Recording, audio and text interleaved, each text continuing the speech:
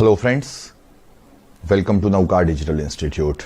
I am CA Palak Pavagadi and we are discussing today the new topic called the topic of clubbing of income.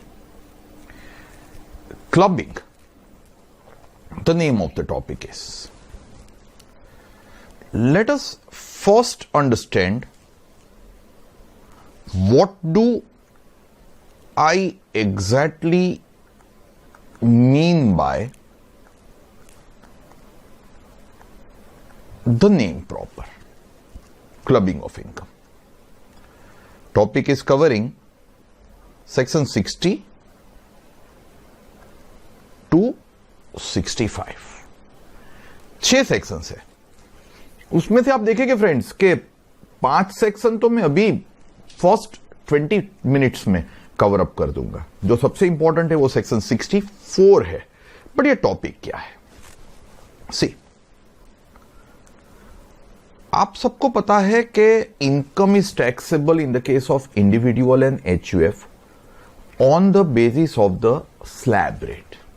Slab के basis पे tax होती है.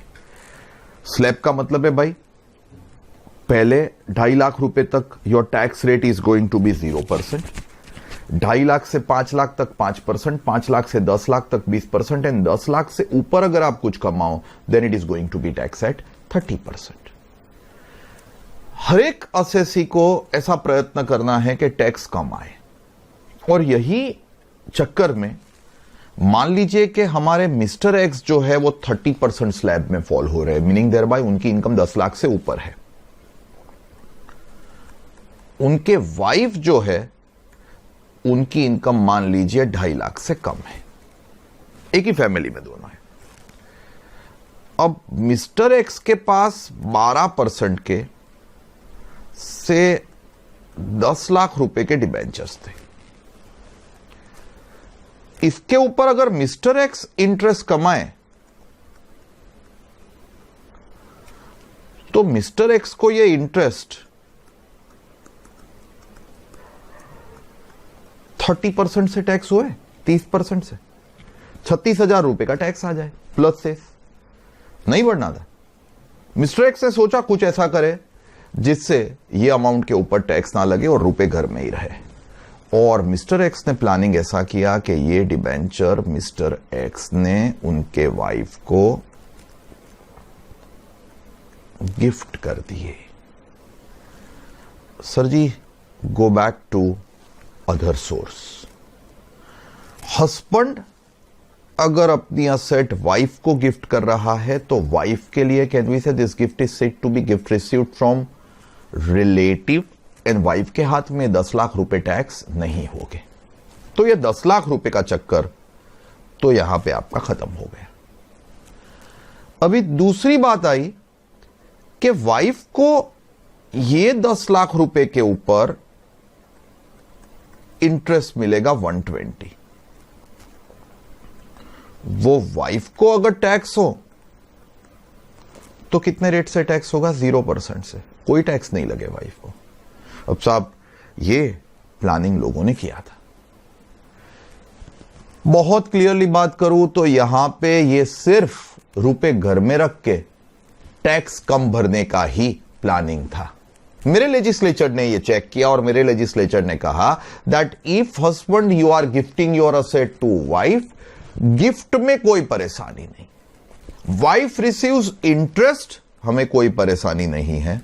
But ये जो interest wife को मिला वो भले रिसीव किया वाइफ ने, बट अगर ये हस्बैंड के गिफ्टेड मनी से होगा ना तो it will be tax to none other than husband and it will be called clubbed. यहां पे प्लानिंग बंद करवा दिया. वाइफ भले कमाए इंटरेस्ट, हस्बैंड भले वाइफ को गिफ्ट करे, पर वाइफ के हाथ में जो इंटरेस्ट आएगा that interest will be chargeable not in the hands of wife but will be chargeable in the hands of husband, will be taxable in the hands of husband. It would be clubbed under the head income from other sources. अब साहब, it would be clubbed under the head, नहीं, clubbed as other source, I mean as clubbing under section 64 chargeable under the head income from other sources. अब ये clubbing कौन कौन से circumstance में होगा, क्लब कब होगा, वो समझाने के लिए हमारे पास ये सब सेक्शन है। ये टॉपिक का दूसरा नाम है income of other person included in the income of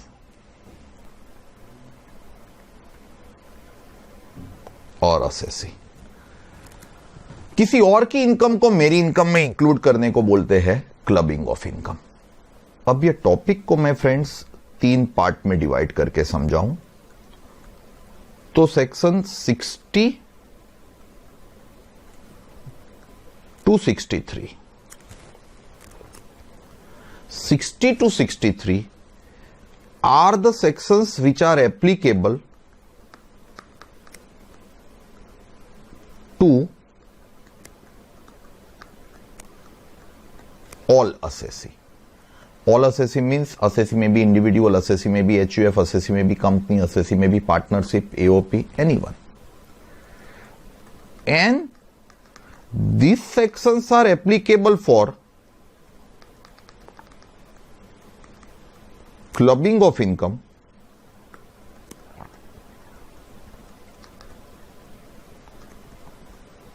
other than covered under the main section of the topic, that is 64. 64 के अलावा हर एक पोर्शन के लिए 60 to 63 will be applicable. We are discussing this 60 to 63। अभी मैं topic में खाली highlight दे रहा हूं कि कौन कौन से सेक्शन है। Sir section 64 is applicable to only individual assessee. Individual के हाथ में क्लबिंग करने के लिए 64 है and this is applicable for the income of not all the relatives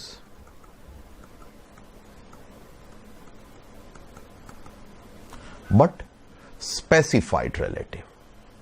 specified relative में कौन कौन आएगा ये हमें ये टॉपिक में डिस्कस करना है। स्पेसिफाइड रिलेटिव की डेफिनेशन जो अदर सोर्स में हमने ब्रॉड डेफिनेशन ली हुई है गिफ्ट की, उससे काफी अलग है साहब। स्पेसिफाइड रिलेटिव की कैटेगरी में कौन कौन आएगा we are discussing here in section 64। पर मैं टॉपिक का एक्सप्लेनेशन स्टार्ट करूं with section 65। In fact 65 is not there in intermediate, but still I want to cover as this is a small topic। 65 says if, say for example, the person to whom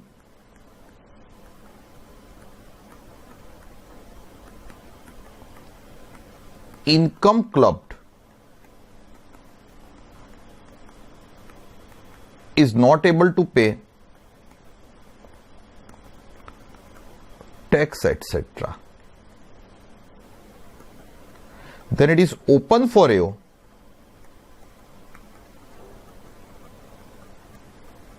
to recover the same from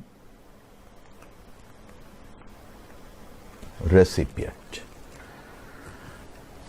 जिस person के साथ clubbing हुआ अगर वो tax ना भर सके then AO can go and recover from the receiver. Like हमारा ये आगे का जो इश्यू था उसमें फ्रेंड्स पोजीशन ऐसी हुई थी कि आप चेक करोगे ना तो हस्बैंड के डिबेंचर थे, हस्बैंड ने वाइफ को ये डिबेंचर गिफ्ट कर दिए, डिबेंचर वाइफ के पास आ गए, इंटरेस्ट भी किसने कमाया हुआ है वाइफ ने, टैक्स किसको, इंटरेस्ट रिसीव किया वाइफ ने पर टैक्स किसको लग रहा है हस्बैंड को।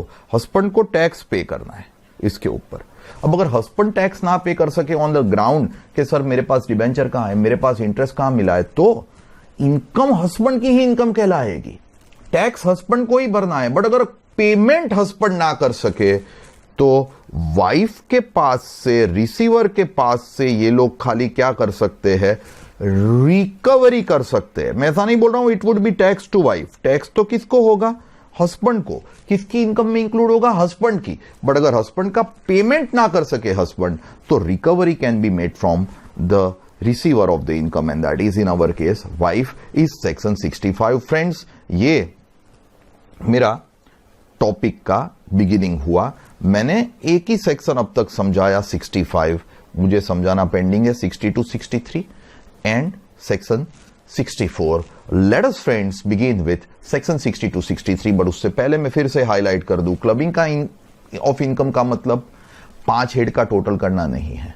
क्लबिंग ऑफ इनकम का मतलब है किसी और की इनकम को मेरी इनकम में इंक्लूड करना. यह कैसे होगा? That's what is my portion of discussion friends. And let us have 62, 63. मैं एक चीज और क्लियर कर दूं कि ये टॉपिक में जितने सेक्शंस हम समझ रहे हैं उतने ही सेक्शन में क्लबिंग होता है. इसके अलावा कोई भी एक्स्ट्रा सेक्शन में प्लीज मेहरबानी करके क्लबिंग मत करना. इतने ही portion which would be covered by the topic clubbing of income.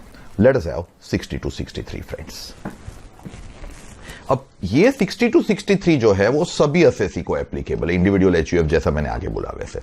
And 64 के अलावा की सभी इनकम के लिए ये एप्लीकेबल होगा.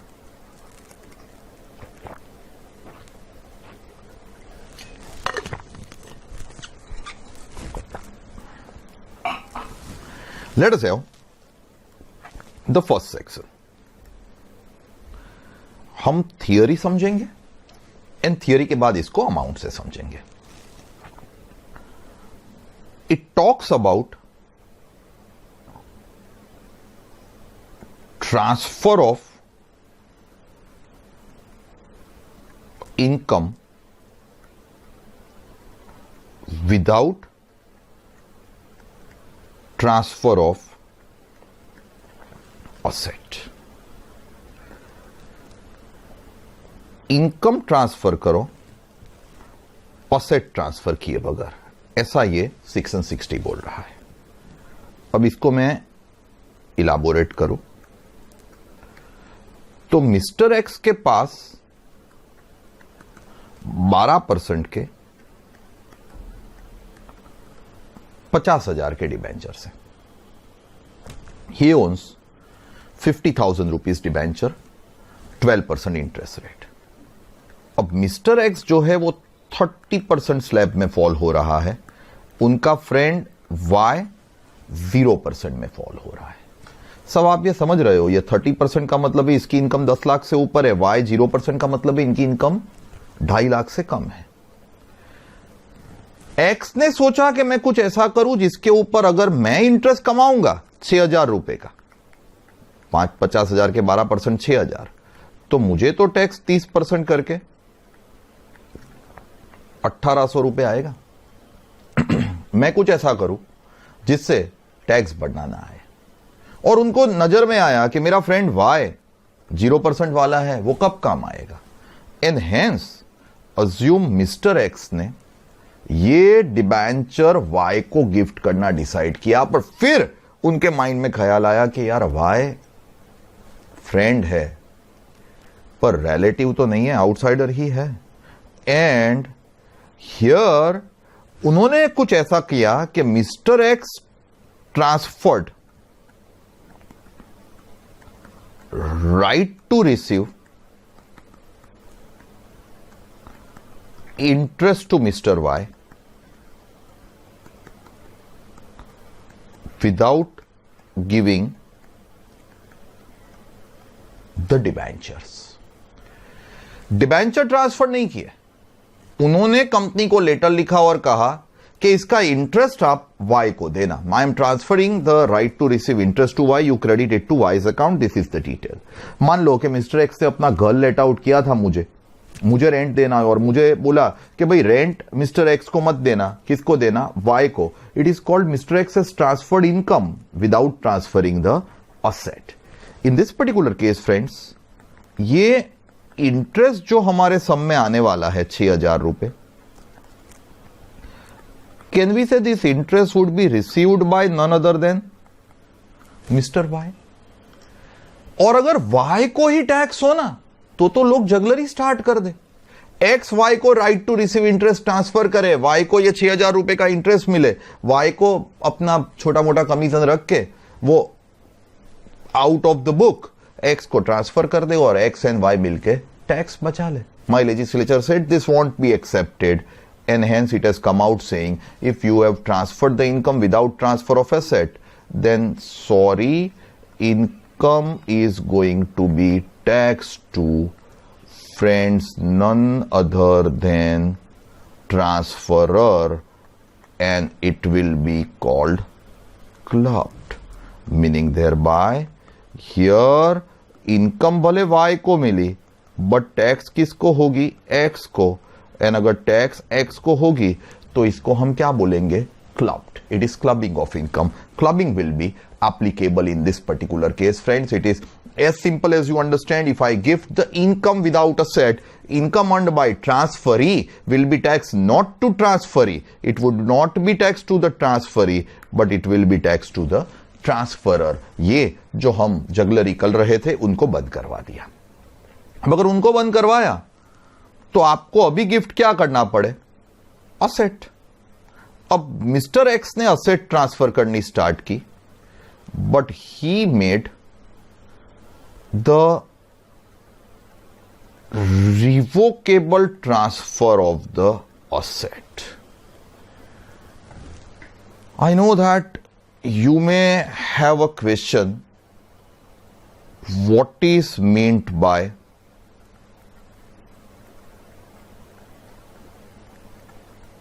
Revocable transfer.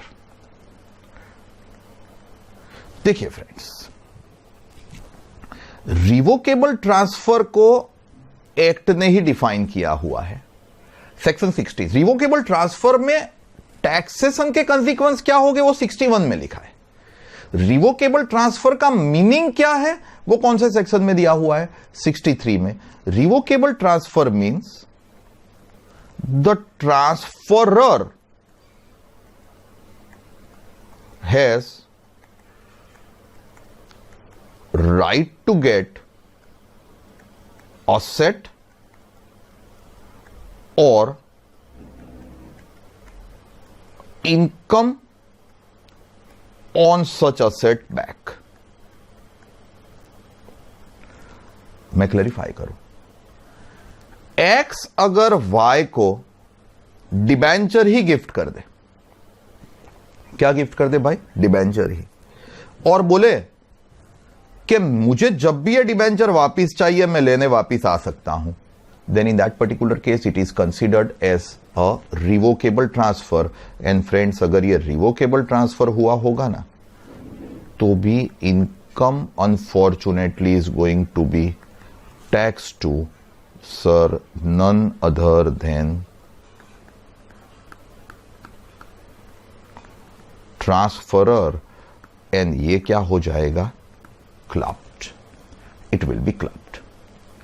सर आप इनकम गिफ्ट करो विदाउट असेट किसी को भी, आउटसाइडर को भी, क्लबिंग हुआ.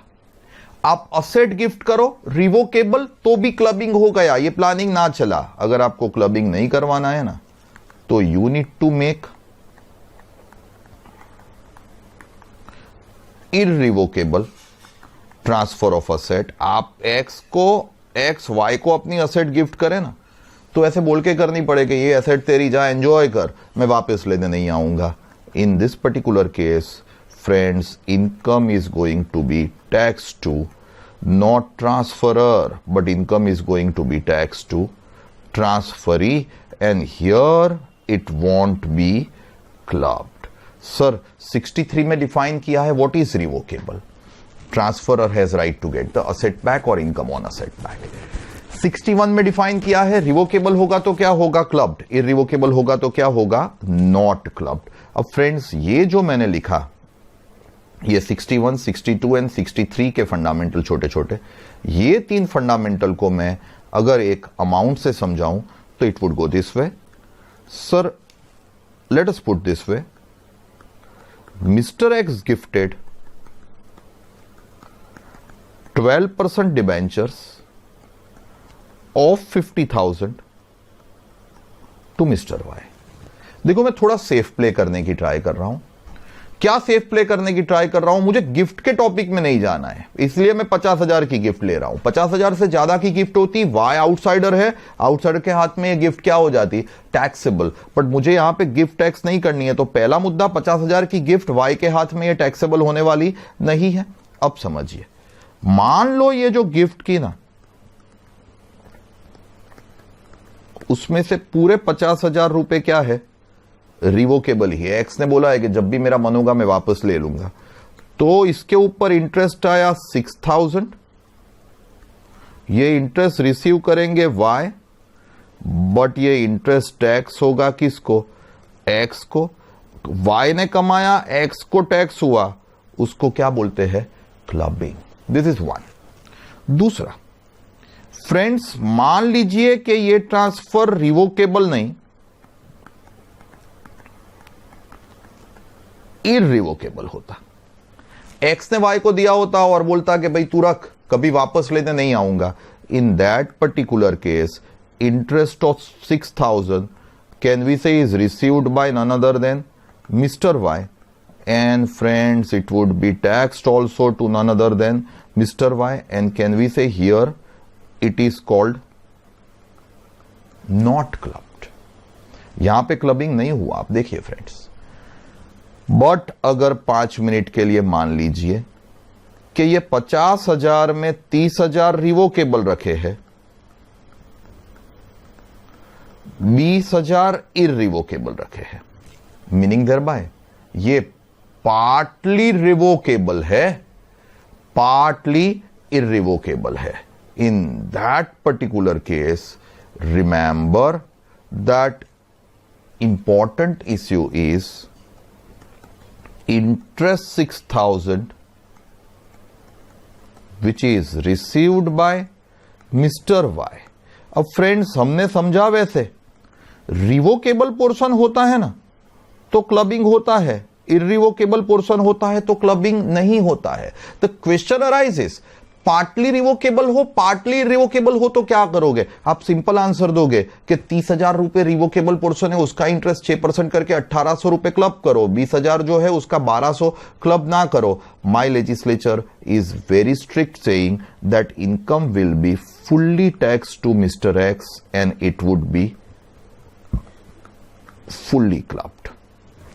इसका रीजन ऐसा है साहब कि एक्ट के वर्ड्स है, if an assessee transfers an asset to transferee which is revocable partly or wholly, which is revocable, let us put this way, wholly or partly।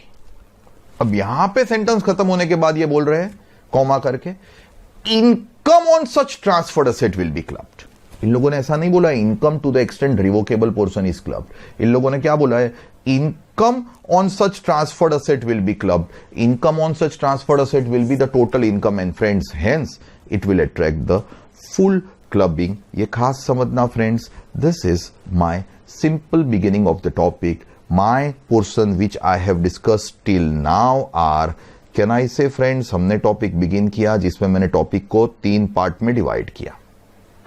Part 1 is 65 income if clubbed to the transferee, and if my mistake, income if clubbed to the transferor, and if transferor is not able to pay the tax, it is open for my department to go and recover the tax from the receiver of the income। Recovery के लिए receiver के पास जा सकते हैं, number 1। Number 2 friends, 60 to 63 में मैंने समझाया कि मैं इनकम गिफ्ट करूं without asset it would be club, मैं रिवोकेबल असेट गिफ्ट करूं partly wholly, whole income will be club, but irrevocable full irrevocable asset gift करूं, income earned by transferee will be tax to the transferee only. So ये मेरे अब तक के महत्व के मुद्दे हुए। फ्रेंड्स आप चेक करोगे ना तो मेरा टॉपिक 60 to 63 कंप्लीट हो गया, मेरा टॉपिक माय मिस्टेक 64 कंप्लीट हो गया, जो मेरा टॉपिक बचा वो एक ही सेक्शन बचा 64। पर जैसा मैंने बोला वैसे ये टॉपिक ही है section 64 and this 64 is going to be quite important and quite lengthy in detail। Let's start with friends section 64। अब सेक्शन 64 जो है ना भाई, वो स्पेसिफाइड रिलेटिव की इनकम को क्लब करने के लिए है, और मैं स्टार्ट कर रहा हूं 64(1)(4) ऑफ द एक्ट से. It says about transfer of asset by an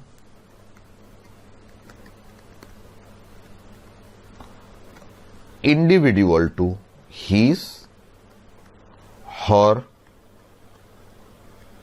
spouse. अगर असेट इंडिविजुअल अपने स्पाउस को ट्रांसफर करे, your first specified relative is your spouse, meaning there bye husband wife को गिफ्ट करे या वाइफ हस्बैंड को gift करे. स्पाउस मीन्स हस्बैंड वाइफ को या वाइफ हस्बैंड को. In that case clubbing will be attracted.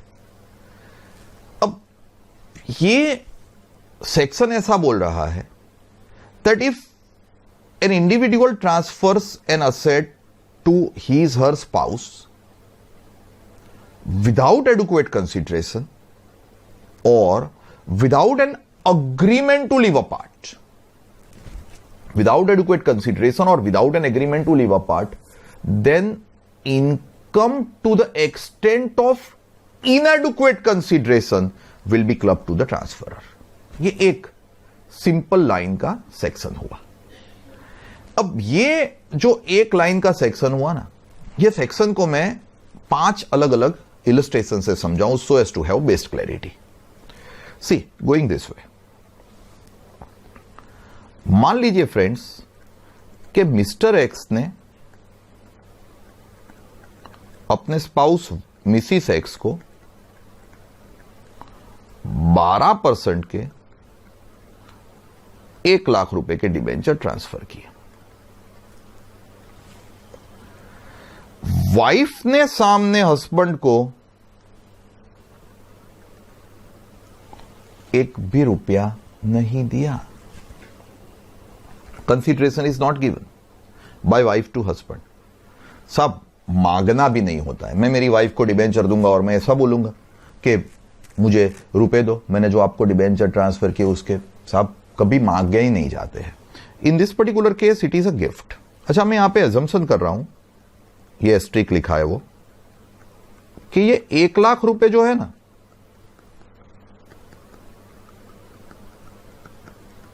is face value as well as market value. ये मेरा एक assumption रहेगा पहली 3 या 4 स्टोरीज में, 4 इलस्ट्रेशंस में. इन दिस केस कैन आई से ये हस्बैंड से वाइफ को गिफ्ट हुई, 1 लाख रुपए की गिफ्ट हुई. बट वाइफ को हस्बैंड से 1 लाख की गिफ्ट मिले या 1 करोड़ की गिफ्ट मिले, रिलेटिव से मिली है, अदर सोर्स में टैक्स नहीं होनी है. मैं देखो अदर सोर्स को कनेक्ट कर रहा हूं. ये एक चीज समझो, ये 1 लाख रुपए जो प्रिंसिपल अमाउंट है ना, ये 1 लाख रुपए प्रिंसिपल अमाउंट, उसके लिए अदर सोर्स आता है. और 1 लाख के ऊपर का जो इंटरेस्ट है ना, उसके लिए कौन सा टॉपिक आता है? क्लबिंग. 1 लाख रुपए वाइफ के हाथ में टैक्स नहीं होंगे. मैंने अगर ये 1 लाख रुपए मेरे फ्रेंड को गिफ्ट किए होते तो सेक्शन 64 में मैं जाता ही नहीं.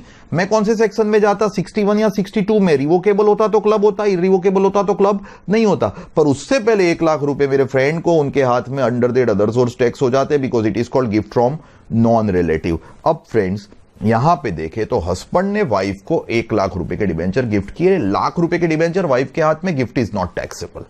नाउ इंटरेस्ट जो 12,000 आया, that interest is said to be received by none other than Mrs X. But friends, interest is going to be tax to mister X, and can we say such interest is said to have been clubbed. Why such interest is said to have been clubbed? The reason being, friends, this interest is been received by wife from the gift of husband, and as it is from the gift of husband, it will be attracting the clubbing of income. 64(1)(4) will be grossly applicable. Number 1. अच्छा, second मुद्दे की बात करें तो husband ने wife को 12% के debentures 1 lakh रुपए के दिए। 1 लाख रुपए फ्रेंड्स मेरी फेस वैल्यू है एंड 1 लाख रुपए मेरी मार्केट वैल्यू भी है, ऐसा मेरा असम्पशन है। वाइफ ने अज्यूम कीजिए गिवन और सी हैज एग्रीड टू गिव पूरे 1 लाख रुपए। वाइफ ने पूरे 1 लाख रुपए या तो दे दिए या वाइफ ने बोला कि आप मेरा अकाउंट डेबिट कर दो, मैं दे दूंगी। मीनिंग दरबार ये सेल हुआ, गिफ्ट हुआ ही नहीं। अगर ये सेल हुआ ना साहब, तो मेरा इंटरेस्ट आने वाला है 12,000। It is received by Mrs X and very very important, it would be taxed also to Mrs. X, and friends, it will not be clubbed. Why it is not clubbed? Very simple reason. Sir, clubbing कब होता है? जब मैं मेरी wife को कुछ gift करूं, तो ये गिफ्टेड असेट की इनकम के ऊपर क्लबिंग होता है। ये गिफ्ट ही नहीं है, ये तो मैंने मेरी वाइफ को रुपए लेके ट्रांसफर किए हुए, मैंने रुपए लिए, एडुकेट कंसिडरेशन ली, एडुकेट कंसिडरेशन मार्केट वैल्यू जितने ही रुपए मैंने ले लिए, तो क्लबिंग होने वाला नहीं है। Everything will be tax to her only. अब यही मुद्दे में मैं थोड़ा आगे ले जाऊं, अगर मेरी वाइफ ने मुझे रुपए नहीं दिए होते, मिस्टर एक्स ने मिसिस एक्स को ये डिबेंचर ट्रांसफर किए, मिसिस एक्स ने रुपए नहीं दिए होते, बट मिसिस एक्स ने एक एग्रीमेंट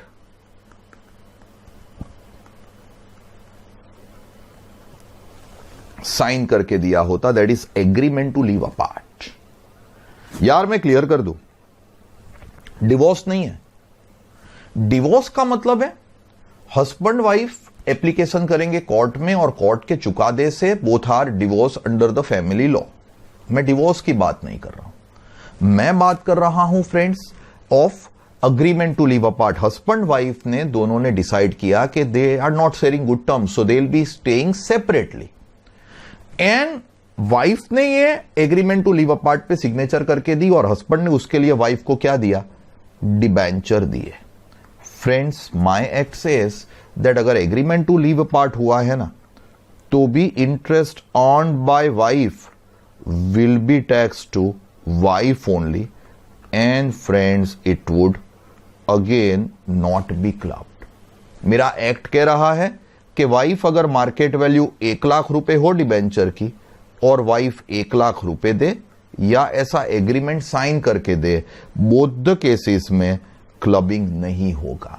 डिबेंचर की मार्केट वैल्यू 5 करोड़ होती, वाइफ 5 करोड़ रुपए देते या वाइफ एक एग्रीमेंट पे साइन करके देते, it is one and same. आप मुझे पूछोगे कि sir agreement to leave apart की इतनी बड़ी वैल्यू? हां भाई, मेरा एक्ट एक्सेप्ट कर रहा है कि एग्रीमेंट टू लीव अपार्ट में signature is a valid consideration. उसका मूल्य का अमूल्य क्यों?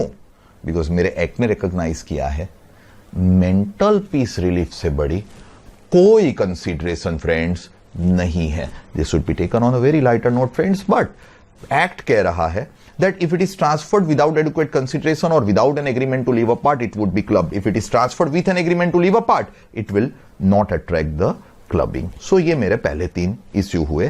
पहले इश्यू को मैं बोलता हूं ये रुपए लिए बगैर, दूसरा पूरे रुपए लिए बगैर, तीसरा एग्रीमेंट टू लिव अपार्ट में। Now let us move to friends the fourth one. Fourth and fifth are very relevant. Mr. X ने उनके वाइफ को 12% के 1 लाख रुपए के डिबेंचर ट्रांसफर किए। ये 1 लाख रुपए मैंने जैसा आगे बोला वैसे face value and fair market value है। अब ये जो ट्रांसफर हुआ ना, उसमें वाइफ ने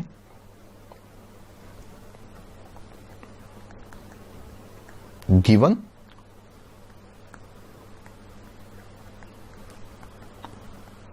or agreed to give 70,000.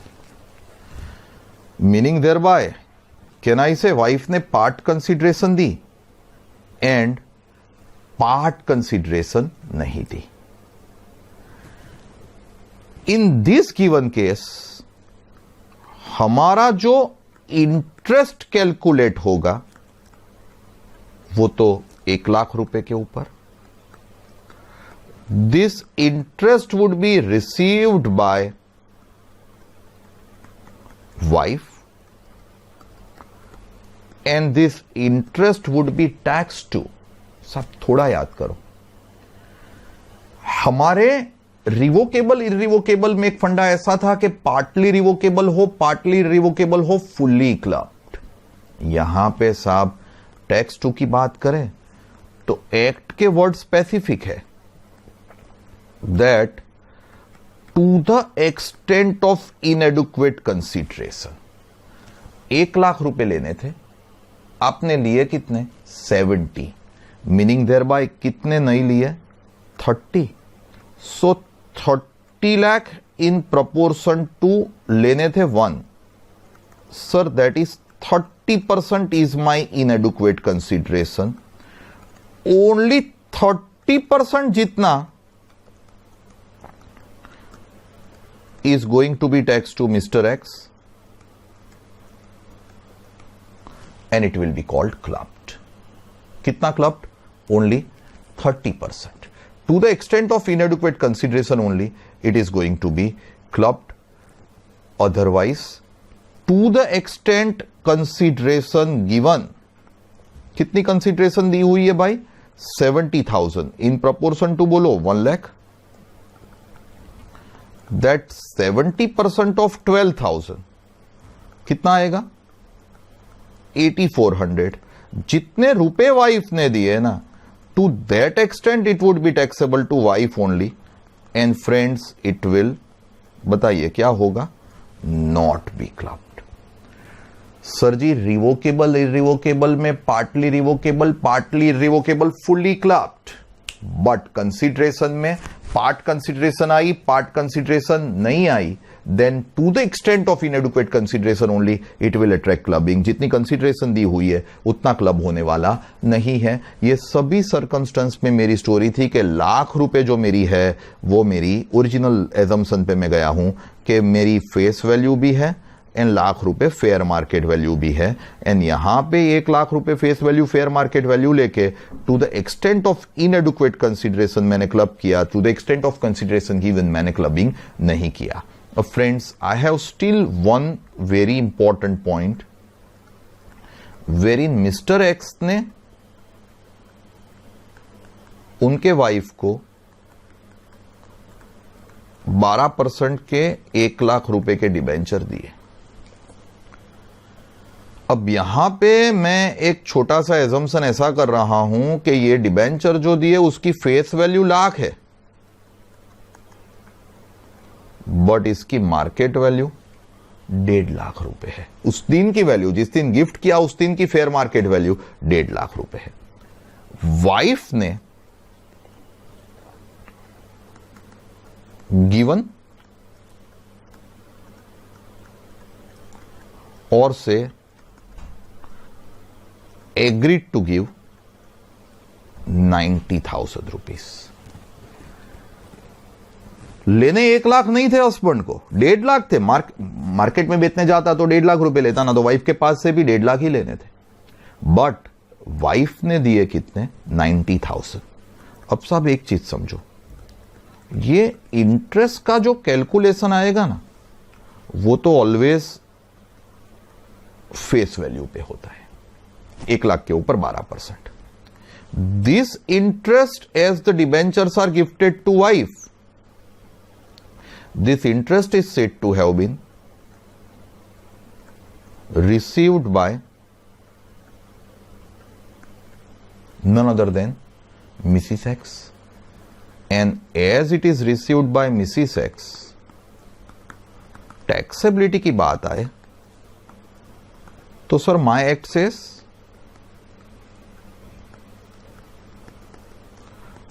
To the extent of inadequate consideration, जितने रुपए नहीं आए हैं या जितने रुपए कम आए हैं, फ्रेंड्स कितने कम आए हैं अगर चेक करें तो कैन वी से आपको 1.5 लाख लेने थे, 90 आए, तो कितने कम आए? 60 इन proportion to 150 only. That would be 40%. 40% of inadequate consideration हुई, 40% of 12,000 will be taxed to Mr. X and can we say will be called clubbed. 40% will be clubbed and to the extent consideration given, कितना दिया? 90.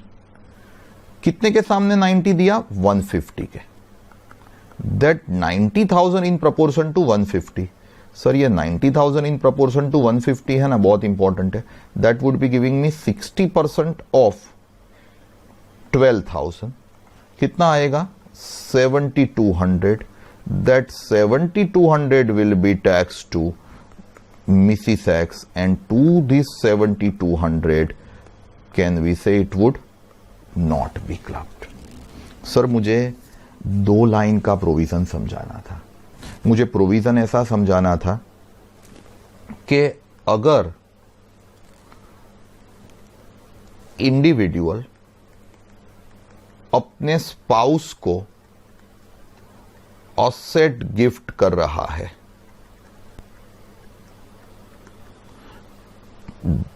से without consideration and without agreement to live apart, then it will attract clubbing. Without agreement to live apart होगा तो full clubbing हो जाएगा, but consideration आई है तो टू द एक्सटेंट ऑफ कितना क्लब होगा?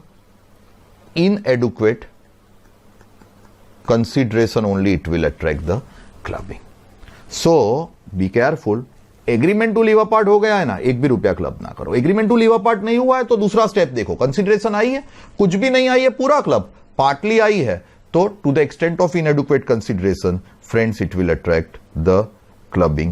Friends, here this is what is going to be my position. Friends, ये मेरा first section हुआ, very important section of mine as far as clubbing is concerned. Section 64(1)(4) it was, which was talking about transfer of an asset by an individual to his/her spouse. This would be applicable when husband gift to wife or wife gift to husband only, no other cases. Friends, अब देखिए यही particular case में मेरे पास थोड़े और section है. 64(1)(6)(1)(5) is not there in the statute book. It talks about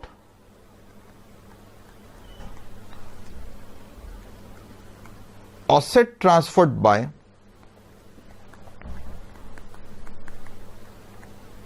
an individual to his/her, words पे concentrate करना, son's wife. And here it would attract clubbing. Interpret करें तो let us put this way, father-in-law or mother-in-law has gifted the asset to say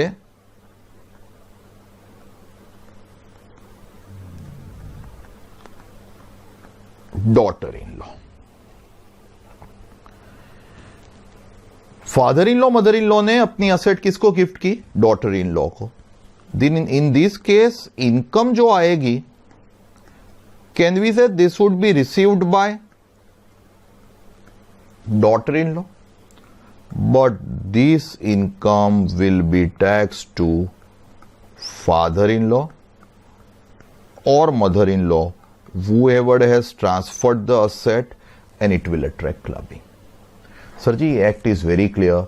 Father-in-law, mother-in-law gifting the asset to daughter-in-law, income earned by transferee will be taxed not to transferee but will be taxed to the transferer, father-in-law or mother-in-law. अब friends पूरा हमारा चक्कर समझे. Section 64 is applicable for clubbing of income of, I am very clear with the word specified relative. कौन कौन specified relative में covered है वो मैंने बोला. वैसे जितने हम समझेंगे ये पर्टिकुलर टॉपिक में उतने ही आपके specified relative है, बाकी कोई नहीं है. ओवर हियर फ्रेंड्स अगर हम चेक करें तो husband है. Okay, one moment please. We have, say for example के husband है, वाइफ है. हस्बैंड के फादर है, हस्बैंड के मदर है, वाइफ के फादर है, वाइफ के मदर है. Let us begin. Husband wife को असेट गिफ्ट करे, क्या हो जाने वाला है? क्लबिंग. सामने वाइफ हस्बैंड को असेट गिफ्ट करे तो भी क्या हो जाने वाला है? क्लबिंग. यह मुद्दा सेट वन. दूसरा महत्व का मुद्दा, फादर इन लॉ और mother in law daughter in law को गिफ्ट करे तो भी क्या हो जाने वाला है? क्लबिंग. That's it. इसके अलावा कोई भी सर्कमस्टेंसेस में क्लबिंग नहीं होगा. मीनिंग देयर बाय, खास समझना फ्रेंड्स, ये आपको लगेगा स्ट्रेंज है, but yes this is the provision. I can not do anything. This is the law, this is the provision. My provision says this way. My provision says कि अगर father in law, mother in law son in law को कुछ gift कर रहे हैं, clubbing नहीं होगा. Same way daughter in law father in law या मदर इन लॉ को कुछ गिफ्ट कर रही है, क्लबिंग नहीं होगा. क्लबिंग कौन कौन से केस में होता है? तीन ही केस मैंने बोले friends. Husband to wife, wife to husband, father in law mother in law to daughter in law. Father in law mother in law to son in law, not clubbed. Daughter in law to father in law mother in law, not clubbed. Same way my father to me, my mother to me, not clubbed. मेरे father in law mother in law मेरी wife को कुछ gift करे, not clubbed. आपके mind में question होगा कि sir ऐसा कैसे?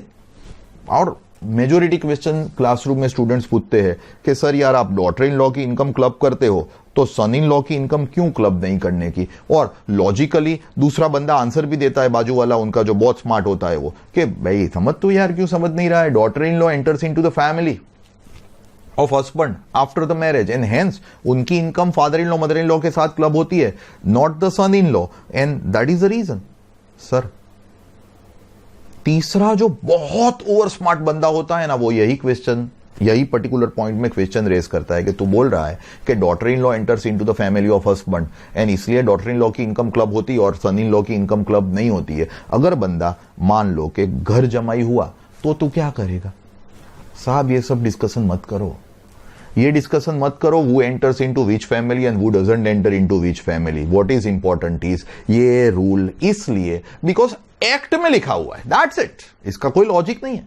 लॉजिक होता तो मैं समझाता, लॉजिक होता तो मैं आपको इसको विथ रीजनिंग समझाने की ट्राई करता, but there is no reasoning. Act very clearly says husband अगर गिफ्ट करे वाइफ को it would be clubbed, wife gift करे हस्बैंड को it would be clubbed, father in law gift करे डॉटर इन लॉ को club, mother in law gift करे daughter in law को club. इसके अलावा किसी भी केसेस में क्लबिंग ना करो. Meaning there bye father in law mother in law अगर सन इन लॉ को करे नहीं, son in law father in law mother in law को करे नहीं.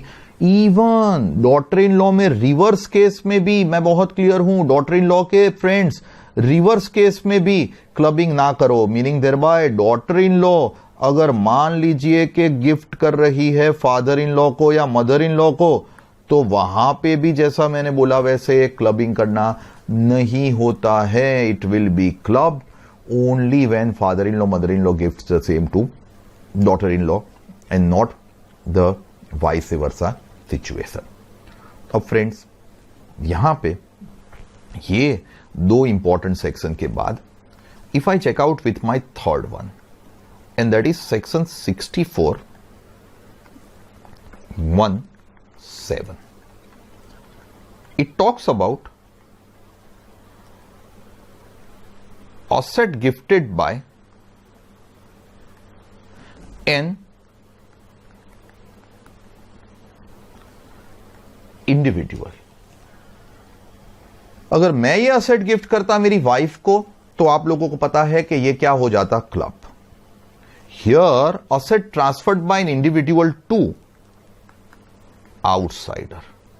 इमीडिएट क्लिक होना चाहिए. हाँ साहब, आउटसाइडर को जो गिफ्ट करते हो ना तो उसमें तो रिवोकेबल होता है तो क्लब होता है, रिवोकेबल होता है तो क्लब नहीं होता है. बट यहां पे asset transferred by me to outsider for the benefit of his her spouse क्या करेंगे, क्लब्ड. अब ये मैं समझाऊं मैं क्या कह रहा हूं. मिस्टर एक्स ने एक ट्रस्ट क्रिएट किया, आउटसाइडर हुआ ट्रस्ट, और ये ट्रस्ट को उन्होंने असेट गिफ्ट की. ये ट्रस्ट क्रिएट करके मिस्टर एक्स ने एबीसी को ट्रस्टी बनाया और एबीसी को बोला कि देख भाई ये ट्रस्ट में मैं ये एसेट डाल रहा हूं, मेरी एफडी डाल रहा हूं, ये एफडी की प्रिंसिपल अमाउंट जब भी चाहे तब या उसका इंटरेस्ट जब तक आए तब तक, ये ट्रस्ट प्राइवेट ट्रस्ट है और ये ट्रस्ट मेरे वाइफ के बेनिफिट के लिए वर्क करेगा. मीनिंग देयर बाय हस्बैंड ने ट्रस्ट क्रिएट किया, किसके बेनिफिट के लिए ट्रस्ट क्रिएट हुआ, वाइफ के. In the given case income जो आएगी ना, that income is going to be received by none other than friends trust, because asset trust के पास है. But this income is going to be tax to not trust, but it would be taxed to Mr. X and it will be called clubbed. Sir ji, मैं मेरी wife को gift करूं या मैं किसी आउटसाइडर को गिफ्ट करूं for the benefit of my wife, in both the cases clubbing will be attracted. In both the cases income earned by transfer will be tax to the transferor. अब ये husband to wife, wife to husband के साथ साथ husband to outsider for the benefit of wife या wife to outsider for the benefit of husband भी यहां पे cover हुआ. Same way friends, I have section 64(1)(8) which talks about asset transferred by an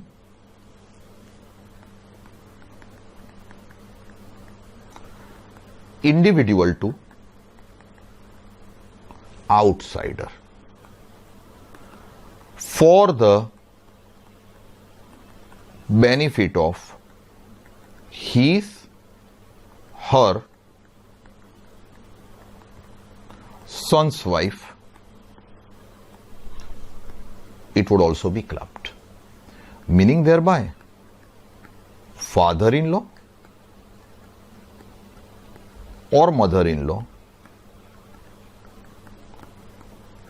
asset gift करे, किसको asset gift करे, trust को. Trust जो क्रिएट हुआ वो किसके बेनिफिट के लिए है,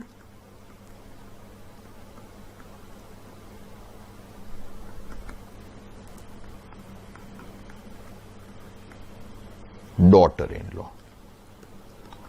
Then income is going to be received by trust, which would be taxed to father-in-law or mother-in-law. और ये क्या कहलाएगा friends, in this case it is said to have been club. Father in law mother in law directly daughter in law को gift करते तो भी club हो जाता. This is called an indirect way of gifting the asset for the benefit of daughter-in-law and hence also it would attract the clubbing. Friends, ये topic में अब तक के लिए फर्स्ट 1 आवर में आपके स्पेसिफाइड रिलेटिव हुए हस्बैंड के लिए वाइफ, वाइफ के लिए husband, father in law mother in law to daughter in law, that's it. Father in law mother in law to son in law नहीं, daughter in law to father in law mother in law नहीं, son in law to father in law mother in law नहीं, father mother to son daughter भी नहीं. इसके अलावा आपके कोई brother sister कुछ आने का सवाल नहीं है. Friends, B very very careful. अब ये मेरे बिगिनिंग फंडामेंटल हुए. अब ये जो 4 मैंने स्टोरी ली, कौन सी 4 स्टोरी ली? Husband to wife, wife to husband पहला, father in law mother in law to daughter in law दूसरा, husband to outsider for the benefit of wife और individual to outsider for the benefit of spouse तीसरा, individual to outsider for the benefit of daughter in law चौथा. ये 4 जो मुद्दे मैंने लिखे ना, ये 4 मुद्दों को मैं 2 इंपॉर्टेंट जजमेंट से समझाऊं. वैसे साहब जजमेंट्स हमारे सिलेबी में इंटरमीडिएट लेवल पे ज्यादा पूछते नहीं है, बट जो बाइबलिक जजमेंट होते हैं जिनका हमें प्रैक्टिकल में काम आए ना, ऐसे जजमेंट्स हम कवर अप करने की ट्राई करेंगे. We have honourable Supreme Court in the case of John Philip Plasket Thomas. John Philip Plasket Thomas के केस में लेजिस्लेचर ने ऐसा कहा है that to attract clubbing from the transfer of asset, asset gift की हो उससे अगर क्लबिंग करना हो ना, तो to attract the clubbing from the transfer of asset, relationship must subsist. Subsist का मतलब है exist. Both on the date of transfer as well as on the date of earning the income. The relationship must be there in existence, then only the clubbing will be applicable. ये क्या judgement कह रहा है उनको समझें. से 1 अप्रैल 2018 को mister X ने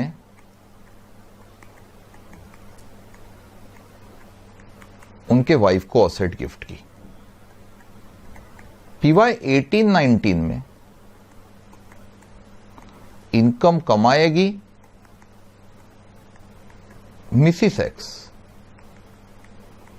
टैक्स होगा मिस्टर एक्स को, क्लबिंग हुआ. दूसरे ईयर में इनकम कमाएगी अगेन मिसिस एक्स, टैक्स होगा मिस्टर एक्स को. दोनों को झगड़े हुए और 1/4/2020 को दोनों के डिवोर्स हो गए. डिवोर्स के बाद 2021 में इनकम भी कमाएगी मिसिस एक्स, टैक्स भी होगा मिसिस एक्स को. Because as per the judgment of John Philip Plasket Thomas Supreme Court, it says that in the given case when the gift is made they have the relationship of husband and wife. First year they have relationship clubbed, second year they have relationship clubbed, but The relationship for the purpose of attracting clubbing under section 64 must be there both on the date of gift as well as on the date of earning the income. In the year 2021, as they are divorced, they don't have the relationship of husband and wife, and hence ये 2021 में relationship was subsisting on the date of gift but not on the date of earning the income, and hence as per the Honorable Supreme Court in the case of John Philip Plaskett Thoms, यहाँ पे clubbing होने वाला नहीं है. कौन से year की income का क्लबिंग नहीं होगा? 2021 की इनकम का क्लबिंग नहीं होगा. This is first one. और जब दूसरा मुद्दा ले, मान लो फ्रेंड्स कि दूसरे केस में let us put this way कि मिस्टर ए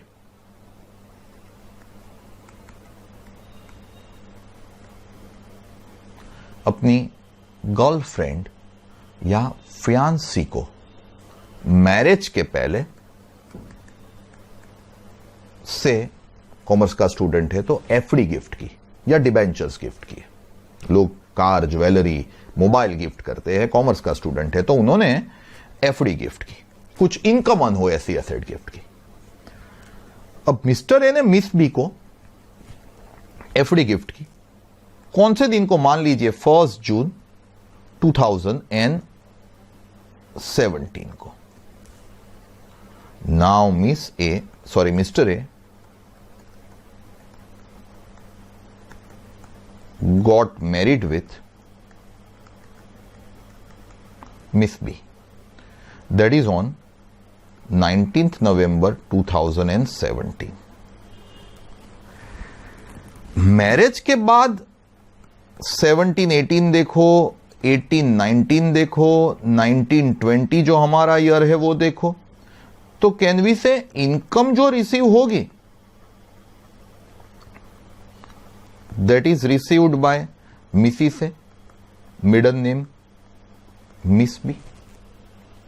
इनकम तो वाइफ को मिलेगी, हस्बैंड वाइफ हो गए, अभी relationship is there as on the date when the income is earned, but this income will be taxed to also Missy से to be called Miss B, and friends this income yes is not clubbed. Why it is not clubbed? Because when the gift is made they are not having the relationship of husband and wife. 1 जून 17 को जब gift हुई तब वो दोनों husband wife नहीं है. अगर वो दोनों हस्बैंड वाइफ नहीं है तो क्लबिंग नहीं होगा. क्लबिंग तब हुई होता है जब गिफ्ट के दिन and adjoining word is income के दिन दोनों की हस्बैंड वाइफ की रिलेशनशिप सबसिस्ट करते हो. यहां पे both are not husband wife, so it will not attract clubbing. Husband wife नहीं है on the date of gift, so lifetime के लिए ये income earned by transferee wife will be tax to wife only. It will never attract clubbing in the hands of the husband. So friends, this is a very important thing. Many students might be feeling कि यार हमें तो superb tax planning device sir ने सिखा दी, जैसे ही अभी ये lockdown open हो हम सीधा जाके अपनी गर्लफ्रेंड को गिफ्ट करेंगे, लाइफ टाइम के लिए क्लबिंग नहीं होगा. सब 3 चीजें समझना कि गिफ्ट करो तब. 1, आपकी फियांसी या आपकी गर्लफ्रेंड आपकी रिलेटिव नहीं है, तो गिफ्ट के टॉपिक में अगर ये असेट गिफ्ट की डेफिनेशन में फॉल हो रही है, 50,000 से ज्यादा की है, तो वो रिसीवर के हाथ में क्या हो जाएगी? टैक्सेबल. दूसरा, लाइटली लेना, रिस्क एंड रिवॉर्ड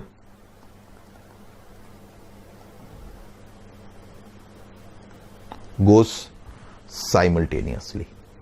गिफ्ट किया फिर ब्रेकअप हो गया तो गया. एंड तीसरा, सब ये गिफ्ट करने से पहले स्लैब चेक करना. हुआ था कुछ ऐसे साहब कि जब हम, फैक्चुअली बताओ फ्रेंड्स, के नए नए आप लोग भी अभी जब पढ़ रहे हो, you have at present enough time, तो आप काफी कुछ R&D करोगे, रिसर्च एंड डेवलपमेंट करोगे, और करना ही चाहिए.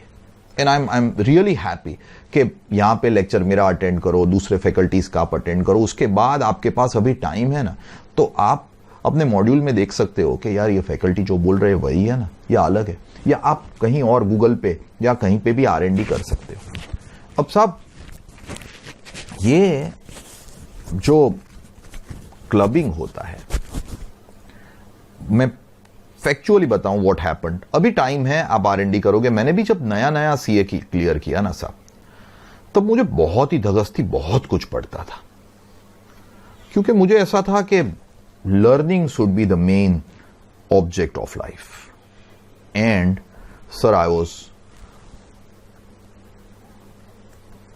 लर्निंग लाइक एनीथिंग, नए नए जजमेंट्स पढ़ूं, पहले से टैक्स में इंटरेस्ट था, CA हुआ तब से डायरेक्ट टैक्स सब्जेक्ट में, तो एक एक जजमेंट, एक एक, हाँ आज के दिन भी friends I make a point to read all the important magazines as well as कोई भी नया आया ना, लाइक अभी हमारा एक विवाद से विश्वास स्कीम नया आया लास्ट वीक में, एक्चुअली बजट में प्रपोज हुआ था बट चेंजेस करके it came in last week, yes last Tuesday और वेडनेसडे।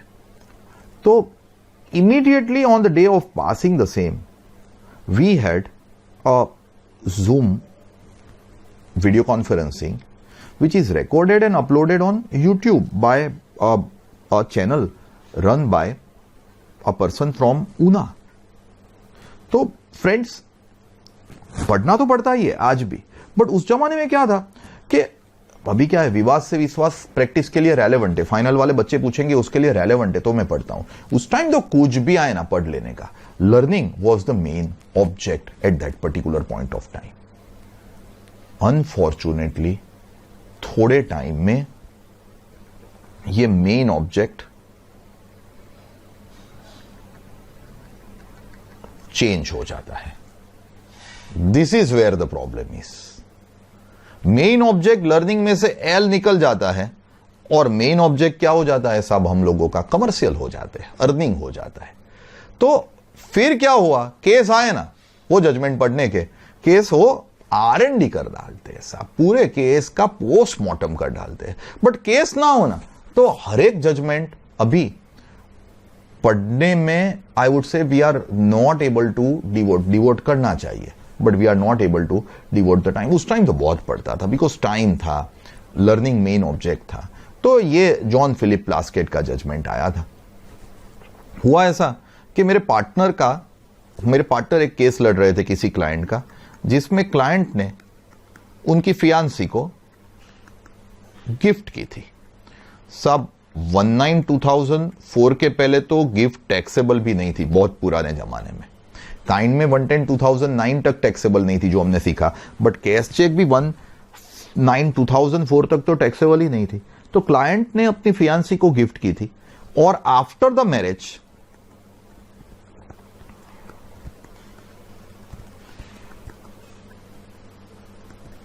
जो इनकम मिसिस ए ने कमाई, क्लाइंट के वाइफ ने कमाई, वो income AO wanted to tax to client. हम आर्ग्यू कर रहे थे that it would be tax not to client but it would be tax to Miss B और मिसिस क्लाइंट को। अब हम ये आर्ग्यू कर रहे थे पर हम कोई जजमेंट नहीं दे पा रहे थे। मेरे सीनियर पार्टनर ने मुझे पूछा कि भाई कुछ है इसके ऊपर, डायरेक्ट रूलिंग, डायरेक्ट अथॉरिटी हम बोलते हैं हमारी प्रैक्टिकल लाइफ में, डायरेक्ट जजमेंट। मैंने कहा सर सुप्रीम कोर्ट है, law of land, biblical, John Philip Plasket Thomas. Uncle ने जजमेंट दिया, मेरे सीनियर पार्टनर ने, हम केस जीत गए। कि एओ जो बोल रहा था कि क्लाइंट को क्लब होगा, क्लब नहीं होगा, because on the date of gift the relationship of husband wife doesn't subsist. अब साहब इसके बाद तो मेरे जो सीनियर पार्टनर है उनकी टेंडेंसी हो गई कि कोई भी एंगेजमेंट में जाते थे ना, तो क्लाइंट को एडवाइस देके आते थे कि 2-5 लाख रुपए की तू गिफ्ट कर दे, क्लबिंग नहीं होगा। 2-5 लाख रुपए, उस टाइम गिफ्ट भी टैक्सेबल नहीं थी, मैं क्लियर हूं। 2-5 लाख रुपए की, मैं बोल रहा हूं 2000, 2001, 2002 की बात। तू गिफ्ट कर दे, क्लबिंग नहीं होगा, तू गिफ्ट कर दे, क्लबिंग नहीं होगा, और मुफ्त में एडवाइस क्लाइंट को चांदले की जगह। 2002 में मेरे एंगेजमेंट हुए मेरे एंगेजमेंट के दिन भी मेरे अंकल ने, लकीली एंगेजमेंट के दिन को एडवाइस नहीं दी, पर 2-3 दिन के बाद जब हम बैठे थे ऑफिस में चाय पी रहे थे, तब मेरे पार्टनर ने मुझे एडवाइस दी कि यार तू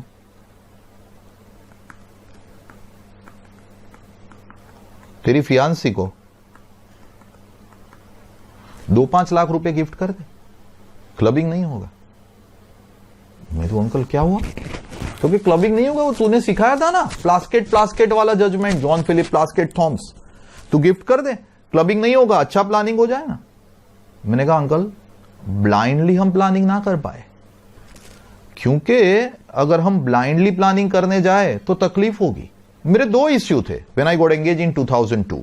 एक तो मेरे पास स्पेयर 2-5 लाख रुपए नहीं थे फ्रेंड्स गिफ्ट करने के लिए, और दूसरा साहब when I got engaged my fiancée was falling under 30% slab and I was falling under 5% slab.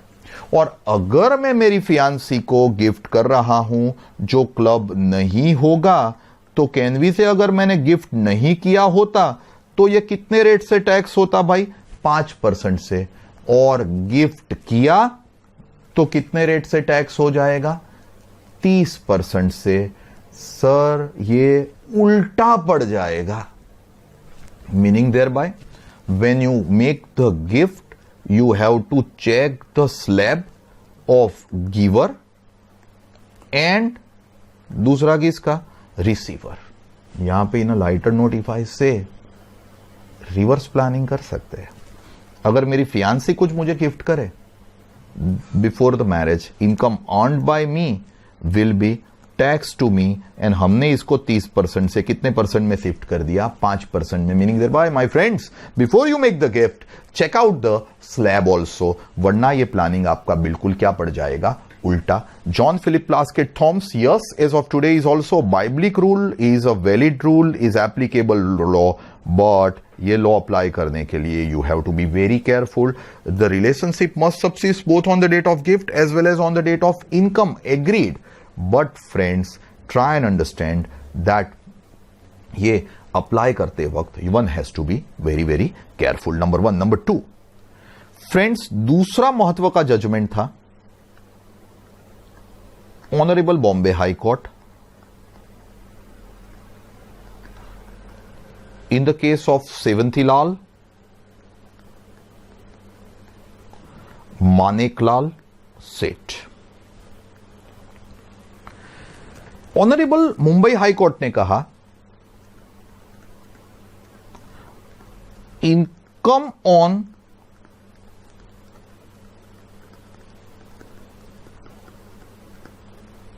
Gifted asset is clubbed, but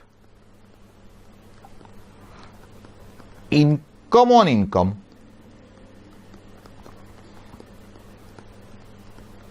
is not clubbed. जो असेट में गिफ्ट कर रहा हूं ना, उसके ऊपर की इनकम क्लब्ड, इनकम के ऊपर की इनकम क्लब करना नहीं है। Income on income is not clubbed. अब इसको मैं समझाऊं, and friends I tell you ये बहुत ही बाइबलिक है। I would say income on income not clubbed, accretion to income not club, ये पर्टिकुलर पॉइंट के ऊपर series of judgments are available.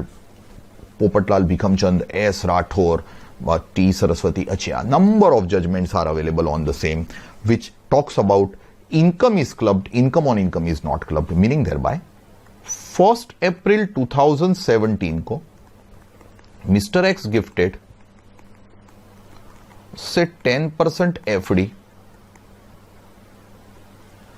Of, से फॉर एग्जाम्पल ये 10% की जो FD गिफ्ट की 1 लाख रुपए की टू हिज वाइफ। 17-18 में इसके ऊपर इंटरेस्ट आया 10,000।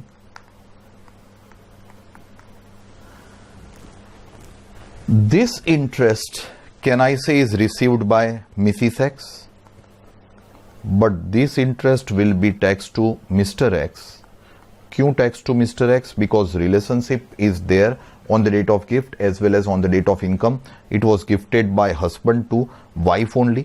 Relationship was existence on the date of gift as well as on the date of income. And income on gifted asset to wife. Wife comes under the definition of specified relative. It will attract the clubbing. अब देखिए, wife को interest मिला, wife ने ये interest कमाया, husband को tax हो गया. अभी important, interest of 10,000 is reinvested by Mrs. X in 10% FD. ये इंटरेस्ट वाइफ ने क्या कर दिया? री इन्वेस्ट कर दिया इन 10% FD. एंड नाउ PY 18-19 में 10% की FD हो गई 1,10,000 की. पता चला कैसे 1,10,000? 1 लाख था, 10,000 का इंटरेस्ट वाइफ ने री इन्वेस्ट कर दिया. सो इसके ऊपर का इंटरेस्ट आया 11,000. ये इंटरेस्ट जो 11,000 रुपए आया आपका, can we say this interest would be received bye mister x? My mistake. This interest would be received by Mrs. X, and this interest will be taxed to, समझिए, 10% on original gift 1 lakh, that is 10,000 will be taxed to Mr. X. क्या हो गया? Club. And 10% on 10,000 कितना आया? 1,000. That is to be tax to Mrs X and it is called, friends बोलिए क्या? Not clubbed. Be careful friends. What is most relevant is, husband ने जो wife को ओरिजिनल गिफ्ट किया था ना, कितना ओरिजिनली गिफ्ट किया था? ये ₹1,00,000, ये वाला. उसके ऊपर का इंटरेस्ट क्लब करने का. बट ये जो इंटरेस्ट 10,000 का री इन्वेस्ट हुआ था और ये 10,000 के इंटरेस्ट के ऊपर इंटरेस्ट आया ना, वो क्लब करना नहीं होता है. 5 मिनट के लिए मान लो फ्रेंड्स कि फिर से ये 11,000 री इन्वेस्ट हुए एंड PY 19-20 में फिर से, हाँ फ्रेंड्स खास समझना, PY 19-20 में 10% की FD कितनी हो गई? 1,21,000 की. पता चला कहां से 1,21,000? 1,10 था प्लस ये इंटरेस्ट जो आया 11,000 का, वो मैंने री इन्वेस्ट किया. तो अभी इसके ऊपर जो इंटरेस्ट आएगा फ्रेंड्स, आपको ये कितना इंटरेस्ट आ रहा है फ्रेंड्स इसके ऊपर? कैन आई से इंटरेस्ट विल बी 10% करके 12,100. उसमें से 10% ऑन 1 लाख. कौन सा 1 लाख? ओरिजिनल वाला. 10,000 will be tax to mister X, that is called clubbed. And बाकी का 10% on 21,000 that would be giving you 2,100 will be tax to Mrs X and it will not be club. Sir principal के amount के ऊपर का interest club होता है, interest का interest जो क्यूमुलेटिव इंटरेस्ट हुआ वो क्लब होता नहीं है. Be careful. It is as per the judgments plus as per the verbatim of the law. Verbatim of the law, words of the law says income is clubbed, income on income is not clubbed. Income on the gifted asset is clubbed. The law is silent about income on income, accretion to income, and hence accretion to income friends is not been clubbed. Sir, कोई भी सम ऐसा नहीं होगा ये topic का clubbing में जो ये accretion के बगैर का हो. accretion वाला हर एक सम में आएगा. अब आज जो मैंने इश्यूज कवर किए उसमें मैंने सबसे पहले बोला सेक्शन 60 में, if I gift income without asset to anyone it will be clubbed. If I make revocable transfer to anyone it would be clubbed. Irrevocable हो तो it would not be clubbed. Partly revocable, partly irrevocable हो तो fully clubbed. Husband wife को gift करे या wife husband को gift करे it will attract clubbing. Father in law, mother in law, daughter in law को कब गिफ्ट करे it will attract clubbing. The clubbing will be only to the extent of inadequate consideration in both the cases and it should be the gift without agreement to live apart. Husband outsider को, individual outsider को gift करे for the benefit of spouse, या father in law mother in law outsider को gift करे for the benefit of daughter in law, it will also attract clubbing.